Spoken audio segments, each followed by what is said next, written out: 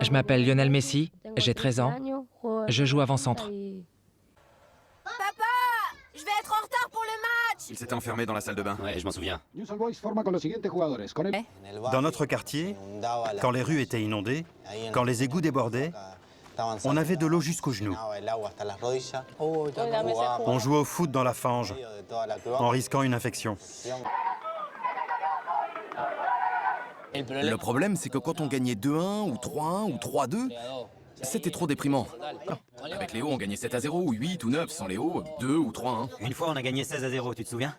On marquait tous des buts. Un jour, on a marqué tellement de buts qu'ils nous ont dit « Vous allez jouer les uns contre les autres. Les Newells de la première mi-temps contre les Newells de la deuxième mi-temps. » Il était timide avec les inconnus, mais dans notre petit groupe, il était toujours génial. Tu te souviens, Franco, de celui du vélo? On perdait 2-0 et Lionel n'était toujours pas arrivé. Il jouait pour le vélo? Un seul vélo? Non, un chacun. Ah, 11 vélos.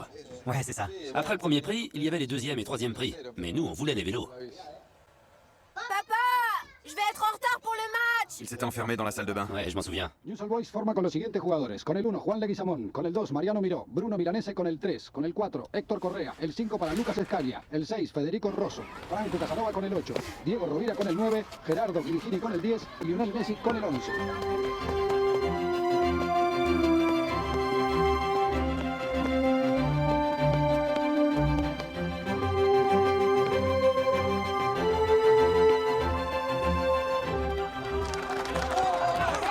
Mais où t'étais passé? T'es une star, petit. Fermez-la, c'est la finale et on est en train de perdre. Si on perd, c'est votre faute.